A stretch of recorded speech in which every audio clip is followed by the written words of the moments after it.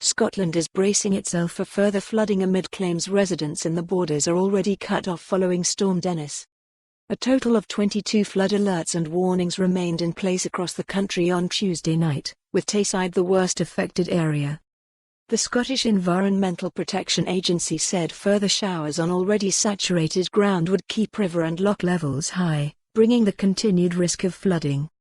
While no weather warnings were in place for Scotland, Met Office forecaster Mark Wilson said he would not be surprised if this changed as the week goes on, as he warned of more heavy downpours and unsettled weather to come, particularly on Friday.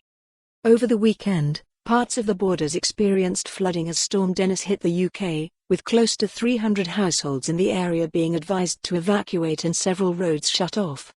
At Holyrood yesterday, local MSP Rachel Hamilton praised Minister's response to the situation so far, but asked the government what more could be done to help those affected.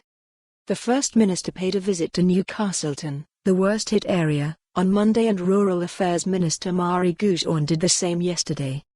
Ms. Hamilton said, "Storm Dennis caused unprecedented damage across the borders. Many people have had to be rehoused, including elderly and vulnerable people, and the local roads are almost impassable. Essentially, this already remote village is cut off in most directions. I want to thank, as well as the Minister, the resilience team who have worked tirelessly to ensure residents in Newcastleton have been rehomed or looked after. However, you know, Minister, that more resources are needed, and following the visit this morning, can I ask the Minister what immediate support will be given to the residents of Newcastleton by the Scottish Government to assist them in clearing flooded roads and drain water?"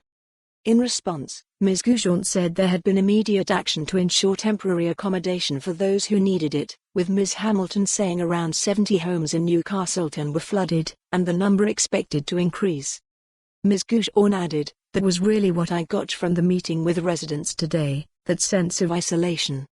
As a result of that meeting, I've undertaken some actions immediately because, as Rachel Hamilton talked about, housing is a major issue.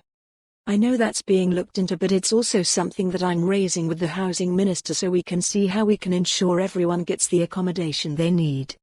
Ms. Gougeon said she would be happy to pay another visit to the village to see how the cleanup was progressing and what support could be offered.